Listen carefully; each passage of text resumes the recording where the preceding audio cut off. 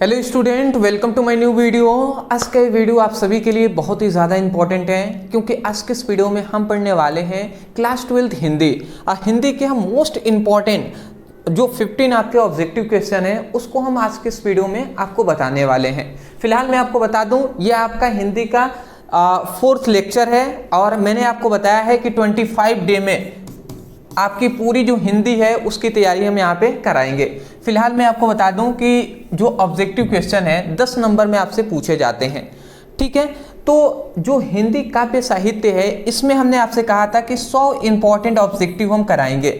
तो जो लेक्चर हमारा 3 था उसमें हम 50 करा दिए हैं, फिर से हम आज अब 50 आपको करा देंगे। तो 50-50 टोटल कितने हो जाएंगे? 50 और 50 100 मतलब हो जाएंगे। तो ये हमारा चौथा वीडियो है। चलिए अब हम 50 इंपॉर्टेंट जो ऑब्जेक्टिव हैं उसको हम जान लेते हैं।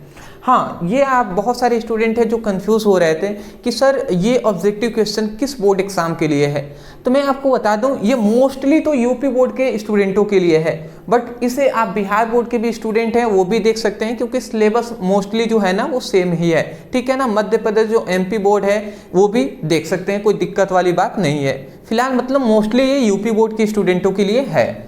तो यहाँ पे क्या आता है, हिंदी काव्य साहित्य का ये चौथा दिन है, 25 दिनों में हमें कवर कराना है। चलिए एक एक करके हम इसको जान लेते हैं। पहला हमारा लहर की रचनाकार है। लहर के रचनाकार कौन है? तो याद रखेंगे जयशंकर प्रसाद जी हैं, ये आप याद रखेंगे। मतलब लहर एक क्या है? एक रचना है जिसकी रचनाकार कौन है, मतलब जिसकी रचना किसने की है? तो जयशंकर प्रसाद ने। अगला आता है कंबाइनी रचना है, किसकी है भैया? तो जयशंकर प्रसाद की है, मतलब जयशंकर प्रसाद ने रचना किया है कंबाइनी की, ठीक है ना। अगला हमारा नेक्स्ट जो क्वेश्चन आता है, यमा रचना है। तो यमा जो है वो रचना है किनकी? महादेवी वर्मा की। ये आप याद रखेंगे, महादेवी वर्मा की एक रचना है जिसका नाम है यमा, ठीक है ना। देखिए एक और बात मैं बता दूं कि ये सभी क्वेश्चन को आपको याद ही करना होगा क्योंकि अदरवाइज इसमें कोई भी ऐसा नहीं है कि मैं आपको समझाकर इसको याद करा सकता हूँ। इन सभी को आपको याद करना ही होगा, ठीक है ना। तो आप इन सभी को नोट डाउन करते हुए चलेंगे। अगला हमारा आता है कंबाइनी का प्रथम सर्ग का नाम है। यहाँ पे थोड़ा सा प्रथम कर लेंगे। प्रथम सर्ग का नाम है तो वो कौन सा सर्ग का नाम है भैया? चिंता। तो चिंता प्रथम सर्ग का नाम है, किसमें की? कंबाइनी की। अगला हमारा नेक्स्ट आता है सुमित्रानंद पंत सुकुमार कवि है। सुमित्रानंद पंत सुकुमार कवि है, वो कौन किसके कवि है? तो प्रकृति के कवि हैं। अगला हमारा आता है राम की शक्ति पूजा। राम की जो शक्ति पूजा ये एक रचना है, तो इसके रचनाकार कौन है ये हमें बताना है। तो याद रखेंगे सूर्यकांत त्रिपाठी निराला जी हैं। सूर्यकांत त्रिपाठी निराला जी ने राम का शक्ति पूजा, राम की जो शक्ति पूजा की रचना की है। अगला हमारा नेक्स्ट जो आता है, निम्न में से जयशंकर प्रसाद की काव्य कृति हैं। जयशंकर प्रसाद की काव्य कृति कौन है? तो याद रखेंगे चित्राधार है, ठीक है ना।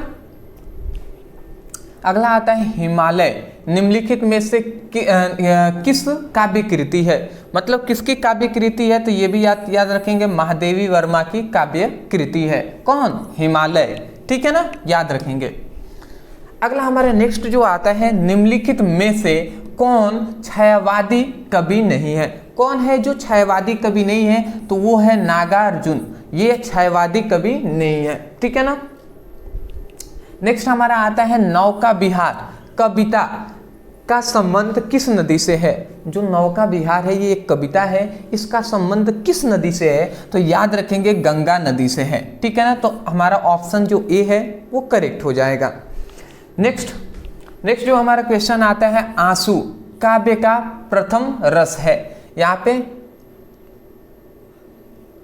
पे काव्य मतलब जो आंसू है वो काव्य का प्रथम रस है। यहाँ पे प्रथम रस है वो कौन है? जो याद रखेंगे आंसू हो जाएगा, ठीक है ना। सॉरी, आंसू का तो करुण रस हो जाएगा। अगला आता है सुमित्रानंद पंत को शोभनित्य लैंड नेहरू पुरस्कार किस कृति पर मिला है? तो याद रखेंगे लोकयांत जो एक क्या है कृति है, इस पर इनको मिला है, ठीक है ना, नेहरू पुरस्कार। अगला आता है निम्नलिखित में से छायावादी के कवि हैं। छायावाद युग के कवि कौन है? तो याद रखेंगे मुकुटधर पांडे। तो मुकुटधर पांडे जी हैं। नेक्स्ट हमारा जो क्वेश्चन आता है, यह हमारा 14 नंबर क्वेश्चन है। निम्नलिखित में से कौन सा क्षयवादी युग के कवि नहीं है? क्षयवादी युग के कवि कौन नहीं है? तो जो अज्ञेय हैं ये क्षयवादी युग के कवि नहीं है। अब इसके साथ साथ आपको ये भी याद कर लेना है कि क्षयवादी युग के कवि अज्ञेय जो है वो नहीं है, तो किसके युग के, कौन से युग के हैं, ठीक है ना, ये सब आपको याद रखना है। आंसू रचना है, आंसू किसकी रचना है? तो जयशंकर प्रसाद जी की रचना है, ये आपको तो याद होनी ही चाहिए, बेसिक बात है। अगला आता है क्षयवादी, मतलब क्षयवाद स्थूल के प्रति सूक्ष्म का विद्रोह है, कथन है। किनका कथन है? क्षयवाद स्थूल के प्रति सूक्ष्म का विरोध विद्रोह है, ये कथन किसका है? तो याद रखेंगे डॉक्टर नागेंद्र का, ठीक है ना, डॉक्टर जो नागेंद्र हैं इनका ये कथन है। अगला हमारा नेक्स्ट आता है क्षयवाद का प्रमुख विशेषता है। क्षयवाद की प्रमुख विशेषता है तो मैं आपको बता दूं, देखिए यहाँ पे दो चीजें हमने आपको बता रहे हैं। पहला है प्रकृति का उद्दीपन रूप में वर्णन, एक है संदर्भ एवं प्रेम, ये दोनों हो जाएंगे। मैं आपको बता दूं, ये जब भी आपसे क्वेश्चन पूछता है ना ऑब्जेक्टिव कि क्षयवाद का मुख्य मतलब प्रमुख विशेषता है, तो कभी कभी आपको ये ऊपर वाला ऑप्शन ना देकर आपको यही ऑप्शन दे देगा और नीचे इनमें से कोई नहीं, इस तरीके से देगा। तो एक ऑप्शन, इन दोनों में से कोई भी एक ऑप्शन में आपको होगा तो वो टिक कर देंगे। जैसे कि मैं इसको कर दे रहा हूँ, अगर ये वाला नहीं होता तो इसको हम टिक कर देते। दोनों कभी भी एक साथ नहीं देगा, इससे आपको परेशान नहीं होना है। यदि मान लेते हैं अगर दे ही दिया तो आप नीचे वाला सौंदर्य एवं प्रेम को टिक करेंगे, ठीक है ना। चलिए, ये थोड़ा सा कंफ्यूजन करने वाला था तो उसको हमने एक्सप्लेन कर दिया है, क्योंकि मैंने देखा इस तरीके से क्वेश्चन पूछे गए हैं।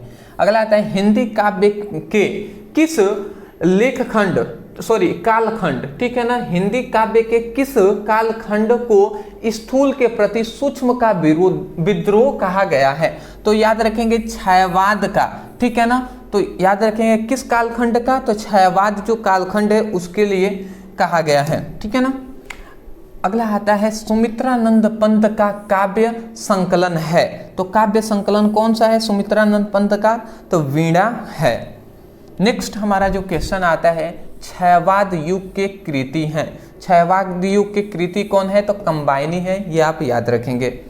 नेक्स्ट हमारा जो क्वेश्चन आता है समन्वय पत्रिका के संपादन रहे हैं। समन्वय जो पत्रिका है इसके संपादक कौन रहे हैं? तो सूर्यकांत त्रिपाठी निराला जी रहे हैं, ऑप्शन ए आपका करेक्ट हो जाएगा। नेक्स्ट हमारा जो क्वेश्चन आता है कि क्षयवाद की रचना नहीं है। क्षयवाद की रचना कौन नहीं है? तो याद रखेंगे जो सांकेत है, सांकेत है, ये क्षयवाद की रचना नहीं है। सब आप नोट करते हुए चलिएगा, अदरवाइज ठीक है ना, क्योंकि ये आपके मैं कोशिश करूंगा कि आपको जो व्हाट्सएप ग्रुप है और टेलीग्राम ग्रुप है, मोस्टली टेलीग्राम ग्रुप में इन सभी को मैं अपलोड कर दूं, ठीक है ना, जैसे आपको आसानी से इनको सभी का पीडीएफ आपको मिल जाए। बट फिर भी उस पर कब अपलोड होगा कब नहीं उसका आप टेंशन ना लें। फिलहाल मैं कहूँगा इन सभी को अपने हैंड रिटेन नोट्स में आप लिखेंगे तो और बेटर रहेगा, वहाँ से आप इस सभी को याद करेंगे। और टेलीग्राम व्हाट्सएप ग्रुप का लिंक डिस्क्रिप्शन बॉक्स में है, वहाँ पे आप ज्वाइन हो जाएंगे। अगला आता है सुमित्रानंद पंत ने नौका विहार कविता की रचना किस स्थान पर रहकर की? तो किस स्थान पर रहकर की है? तो याद रखेंगे जो इलाहाबाद है ना, यहाँ पे शायद रह के की थी, ठीक है ना, मुझे जहाँ तक अभी इसका करेक्ट इलाहाबाद ही होगा, ठीक है ना, हाँ इलाहाबाद ही होना चाहिए, ठीक है, इलाहाबाद ही होगा, ठीक है। बट अगर कोई दिक्कत आती है या आपको कोई अलग लगता है तो यह हमें आप बता सकते हैं कि सुमित्रानंद पंत ने नौका विहार कविता की रचना किस स्थान पर रहकर की थी, यह आपको हमें बताना है। वाराणसी भी हो सकता है, थोड़ा सा इसको आप हमें कमेंट सेक्शन में आप हमें बताएंगे, ठीक है ना, कमेंट सेक्शन, ठीक है जी। अगला आता है देवना के प्रतिमूर्ति किस कवित्री को कहा जाता है? तो याद रखेंगे महादेवी वर्मा को कहा जाता है। कौन से क्या कहा जाता है? तो देवना की प्रतिमूर्ति कहा जाता है। नेक्स्ट हमारा जो क्वेश्चन है वो है प्रगतिशील लेख संघ की स्थापना कब हुई थी? तो याद रखेंगे प्रगतिशील लेख संघ की स्थापना 1936 ईस्वी में हुआ था, ठीक है ना। अगला आता है अज्ञेय ने सप्तक का प्रकाशन किया है? तो किस सन में किया है? तो 1943 ईस्वी में किया है। नेक्स्ट हमारा जो क्वेश्चन आता है कि पंत जी को प्रगतिवाद रचना मानी जाती है। पंत जी को प्रगतिवाद रचना मानी जाती है किसमें? तो याद रखेंगे युगांता में मानी जाती है, युगांत। अगला आता है तोड़ती पत्थर रचना है। जो तोड़ती पत्थर रचना है तो किसकी रचना है? सूर्यकांत त्रिपाठी निराला जी की रचना है तोड़ती पत्थर। अगला आता है प्रयोगवाद का प्रवर्तक है, वो कौन है जी? तो अज्ञेय है। जो प्रयोगवाद का प्रवर्तक कौन है? अज्ञेय है। अगला आता है रामधारी सिंह दिनकर को ज्ञान पीड़ित पुरस्कार मिला था। किसके लिए मिला था? तो उर्वशी पर उनको ज्ञान पीड़ित पुरस्कार मिला था। दूसरा सप्तक, दूसरा जो सप्तक है का प्रकाशन वर्ष है, मतलब दूसरा जो सप्तक है इसको कब प्रकाशित किया गया था? तो 1951 ईस्वी में किया गया था। अगला आता है कि तार सप्तक के संपादक हैं। तो तार सप्तक के संपादक कौन है? अज्ञेय हैं, ठीक है ना। अगला आता है कि परशुराम की प्रतीक्षा।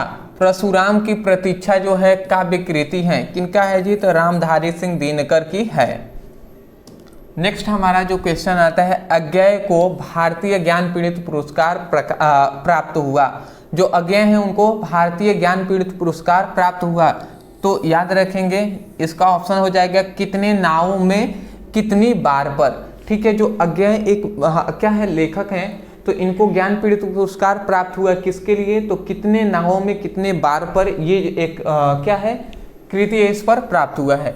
अज्ञेय जी निम्नलिखित में से किस वाद के प्रतीक माना जाता है? किस वाद का प्रतीक माना जाता है? तो प्रयोगवाद के प्रतीक इनको हम मानते हैं। किसको? अज्ञेय जी को।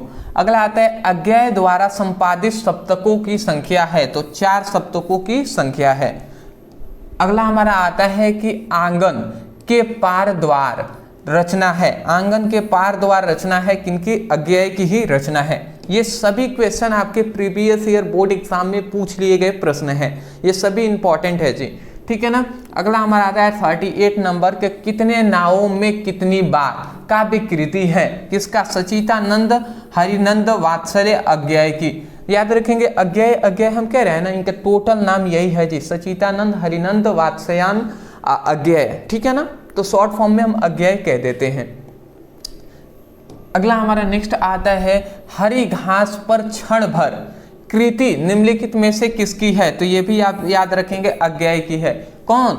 हरी घास पर क्षण पर, ये एक कृति है किनकी? अज्ञेय की। नेक्स्ट जो हमारा आता है जो है रामधारी सिंह दिनकर की रचना है। तो परशुराम की प्रतीक्षा रामधारी सिंह दिनकर की ही रचना है। तो ये हमारी जो कंप्लीट होते हैं, ठीक है ना। ये हम 40 आपको कराए हैं। मैं आपको बता दे रहा हूँ, थोड़ा सा बेसिक है, इंट्रोडक्शन में कर दूँ।